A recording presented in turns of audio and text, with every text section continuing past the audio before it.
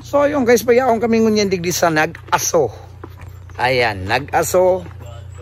Mani to Albay. So ayan ang mga kasama ko. Ito guys yung nag-aso. Ito guys ang kumukulong water. Ayan.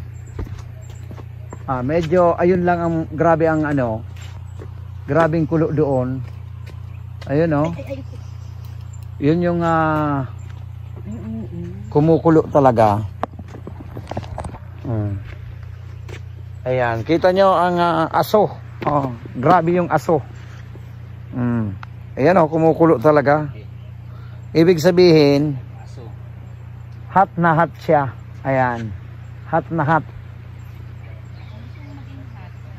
Dito talaga ang pinaka hot water. Sa palagay ko pag mga ganito, doon hindi pwede sigurong maligo. Pero siguro dito, pwede. Maaari. Baka. Hindi natin alam. Try mo nga atin eh. No. Try mo atin eh. Lumukso ka. Lay ka man dyan liliputon. Talagang oo. Kaya yan, karagdagan mag-swimming. Ay, magayunan dyan mag-swimming. Pagbutuan mo dyan atin eh. Maputiong ka na. Wait lang. Magrani-rani ka mo, ma-feel mo ang ano. Ma-feel mo ang init. Kaputan mo ang ano. No, yung steam kasi.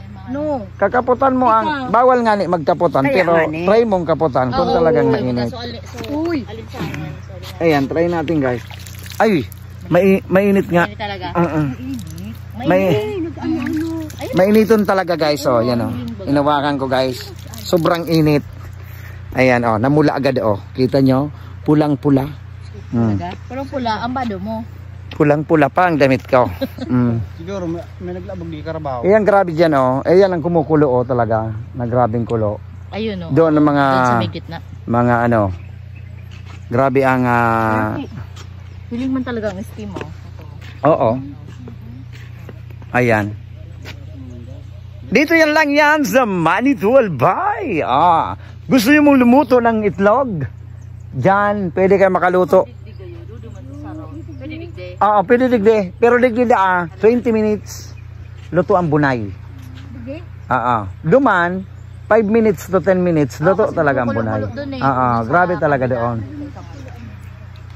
Pero digde, grabe ang sulfur.